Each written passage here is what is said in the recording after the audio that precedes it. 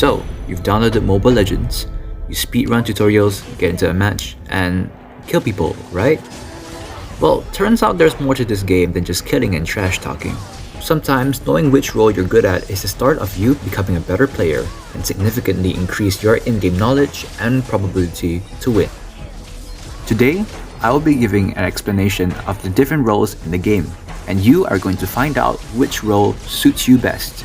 Hello, this is Nabi, and welcome to the very first episode of How to MLBB.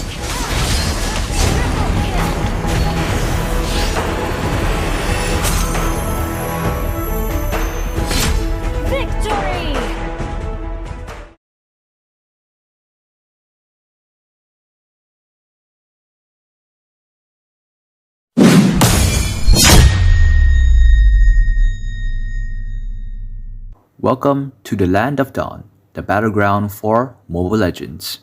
The Land of Dawn is divided into 3 lanes: top lane, bottom lane, and mid lane. The battleground also consists of the river and the jungle. In a normal match, there are 5 players per team, each filling up 5 roles. These roles are the gold laner, the EXP laner, the mid laner, the roamer, and the jungler. Each role plays an important role to help win the match, or turn the tide of the battle. Alright, first let's take a look at the EXP lane. The EXP lane can be located at the start of the game by looking at the minimap, or by looking at the EXP minions carrying scrolls on their backs. The EXP lane is usually taken by experience-reliant heroes, which means they're usually strong from the start and have skills that can improve the early game of the team. Such a role is usually filled in by fighters, which are high health, melee ranged heroes. A good fighter should have good sustain, good early game damage, and at least one form of control. If you're planning to pick up EXP lane, I recommend Ruby. Ruby is a great fighter to pick up right from the get-go. She has game-trading crowd control skills, can sustain a lot as the game progresses, and her damage in the early game isn't bad as well. If you're looking for a better fighter with higher difficulty but better laning potential, I would recommend Paquito.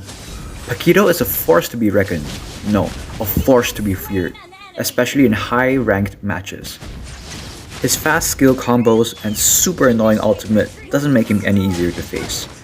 However, Paquito isn't the easiest to master, so picking him up after you've mastered better in-game mechanics would be a better idea.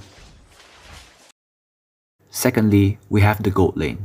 The gold lane can also be located at the start of the game using the minimap, and can also be identified by fighting the minions with gold on their backs. The gold lane is usually taken by heroes who rely on items to scale on the game, which are usually late game heroes, like marksmen, which are long-range, low-health heroes who are usually basic attack focused. A good marksman should have decent early game, decent minion clear speed, and powerful late game burst. For beginner gold laners, I recommend Mia. She is easy to use, has good clear speed, and her late game burst damage, along with her first skill, can shred any team in seconds, and even making it up to big competitions. The only disadvantage is that Mia has only one mobility skill and it has a long cooldown. Despite that, Mia will always be considered as a decent pick. For more advanced plays, I recommend Clint. Clint is one of my favorites and is known for his painful early game damage, and is a go-to pick for many high-ranked marksman players. In the late game, his skills and enhanced basic attack have been known to easily 2-shot or even 1-shot targets. What's more, he even has a low cooldown dash skill, making Clint one of the best marksmen in all ranks. Note, the gold lane and EXP lane will always be alternating depending on which team you're in, so always make sure to check the minimap at the start to make sure you're going into the right lane.